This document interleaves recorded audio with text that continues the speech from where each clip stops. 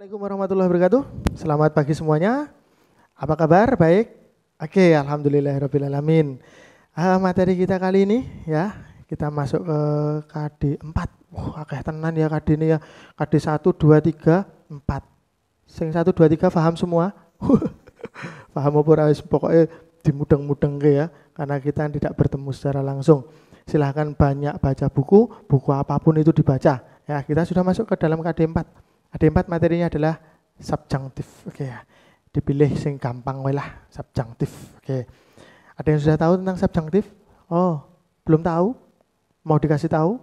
Oke, ya, tak kasih tahu. Tenang saja. Oke, yuk lanjut. Untuk materi kita kali ini adalah definisi subjunctif ya. Yang pertama tentang definisi.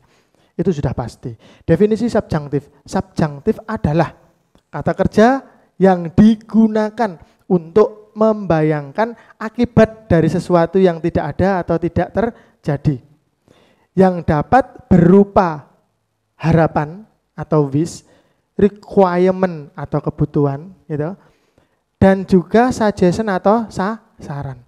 Atau dengan kata lain, makna kalimat subjunctif ini selalu berlawanan dengan fakta yang ada. Berarti cuman harapan kosong, harapan palsu. Namanya di sini subjunctif. Apa tadi definisinya?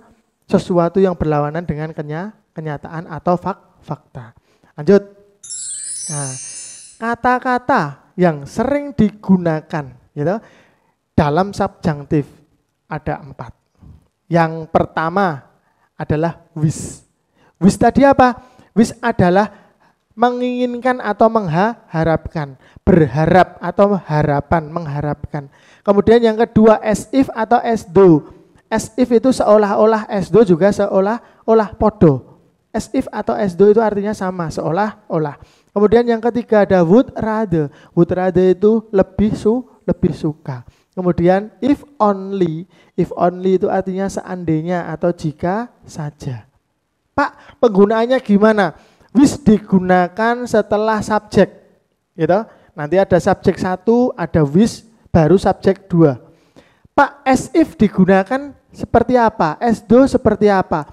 As if sama as though digunakan setelah subjek. Subjek 1, as if atau as though, kemudian subjek 2. Terus would rather. Would rather digunakan apa? Sama. 1, 2, 3 digunakan setelah subjek. Subjek berapa? Subjek 1. Kemudian if only ini digunakan di depan sendiri ya. Jika saja, saya, berarti if only dulu baru subjek. Oke, paham? Tak ulangi. 1 2 3. Penggunaannya atau penempatannya atau lokasi atau letaknya adalah setelah subjek. Setelah subjek 1. Kemudian yang nomor 4, if only ini letaknya adalah di depan sendiri atau sebelum subjek. If only dulu baru subjek. Oke, lanjut. Fungsinya apa sekarang? Tak kasih tahu. As if atau as though digunakan untuk menyatakan suatu keadaan atau suatu suatu situasi atau kondisi yang tidak benar atau tidak sesuai dengan kenyataan atau faktanya. Oke. Terus kemudian yang kedua, wish, would rather, and if only digunakan untuk menyatakan suatu harapan atau keinginan. Oke ya. Lanjut. Rumus penggunaan subjunctif. Jadi di sini nanti ada beberapa rumus yang harus kamu perhatikan. Yang pertama adalah future subjunctive. Future subjunctive ya apa toh? Future subjunctive digunakan sebagai kalimat pengandaian yang mengacu pada masa yang akan datang. Berarti future, masa yang akan datang. Jadi faktanya juga dalam bentuk simple future tense, gitu ya. Ini kita pakai wish ya.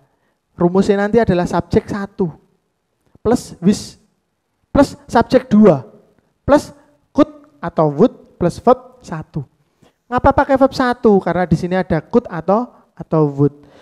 Pak, di sini wishnya di sini, Pak. Iya. Saya tadi sudah bilang letaknya atau peletakannya adalah setelah subjek 1. Ini untuk yang wish. Nah, lanjut. Tak kasih contoh. I wish you. Subjek 1 ada with, ada you-nya ini adalah subjek 2, ada would atau could. Nah, ada come itu verb 1.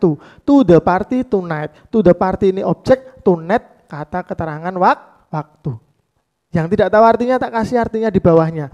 Saya berharap kamu akan datang ke pesta nanti malam. Faktanya apa? Dia tidak datang ke pestamu tadi malam. Faktanya berbeda dengan yang diharapkan, dengan kenyataannya. Gitu. Kenyataannya berbeda dengan yang diharapkan. Gitu ya. Harapannya apa? Saya berharap kamu itu datang ke pestaku, tapi faktanya apa? Faktanya ora teko. Nah, gitu ya. Lanjut. Walaupun jarang digunakan, tetapi future subjunctive terkadang masih sering kita jumpai. Jadi lebih baik kita mengenalinya juga. Sebagai gantinya bisa menggunakan present subjunctive. Oke, lanjut. Yang kedua, present subjunctive. Present subjunctive digunakan sebagai kalimat. Kalimat apa? Kalimat pengandaian yang mengacu pada masa sekarang. Kalau tadi pada masa yang akan datang, kalau yang present subjunctive itu pada masa sekarang. Jadi faktanya juga dalam bentuk simple present tense. Rumusnya apa? Kalau dalam with berarti ada subjek 1, habis itu ada with, habis itu ada subjek 2, habis itu ada verb 2. Nah, as if atau as though ada subjek 1, ada verb 1. Gitu, ada as if, ada subjek, ada verb 2, ada atau were. Oke, dan lain sebagainya. Oke ya, lanjut. Pada bentuk present subjunctive, kata kerja yang digunakan adalah bentuk kedua atau verb 2. Dan jika harus menggunakan to be, harus menggunakan were untuk semua jenis subjek. Oke. I wish you visited me. Tak kasih contoh. Saya berharap kamu mengunjungi saya. Faktanya, kamu tidak mengunjungi saya. The girl dresses as if it were summer now. Artinya perempuan itu berpakaian seolah-olah sekarang musim panas. Faktanya it is not summer now. Oke, lanjut. Sally would rather he told the truth. Gitu. Sally lebih suka dia mengatakan yang sebenarnya. Faktanya dia tidak mengatakan yang sebenarnya. If only she knew, jika saja seandainya dia tahu. Faktanya dia tidak tahu apa-apa. Oke, lanjut. Yang ketiga, past subjunctive. Past subjunctive digunakan sebagai kalimat pengandaian yang mengacu pada masa lampau. Jadi faktanya juga dalam bentuk simple past tense. Ini rumusnya. Oke. Subjek 1 visit. Pakai visit Pak, boleh. Nah, nanti ada subjek 2, kemudian had, ada verb 3 atau been dan lain sebagainya. Ini nanti bisa dipelajari sendiri. Ya. Sampai di mana Pak? Sampai di if only. If only depan sendiri. Habis itu ada subjeknya. Oke, lanjut. Contoh. She wished that she had more time last night.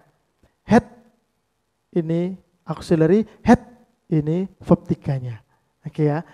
Kemudian dia berharap bahwa dia punya waktu lebih kemarin malam. Faktanya dia tidak mempunyai waktu ya kemarin malam.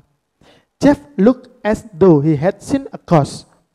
Jeff terlihat seolah-olah dia telah melihat hantu. Faktanya dia tidak melihat hantu. Lanjut. Ya, ini I would rather. Nanti dibaca sendiri ya. He had been here. Oh, gampang toh. He had been here. Lanjutnya lagi, if only had not been at home last night. Ini contoh dan juga artinya sudah ada semua. Faktanya juga sudah saya kasih di bawahnya. Oke ya, paham ya? Oke. Nah, nanti silahkan kalian belajar ya, menambah ilmunya dengan banyak membaca buku tentang subjunctive. Di buku grammar terdapat banyak sekali untuk materi subjunctive ini. Salah satunya ada di English Grammar atau Understanding English Grammar juga ada, atau Practical English Grammar juga ada. Nanti silahkan dibuka sendiri, dipelajari, ditambah ilmunya dengan membaca buku apapun itu. Oke, sekian dari saya materi subjunctive. Terima kasih atas perhatiannya. See you next. Assalamualaikum warahmatullahi wabarakatuh.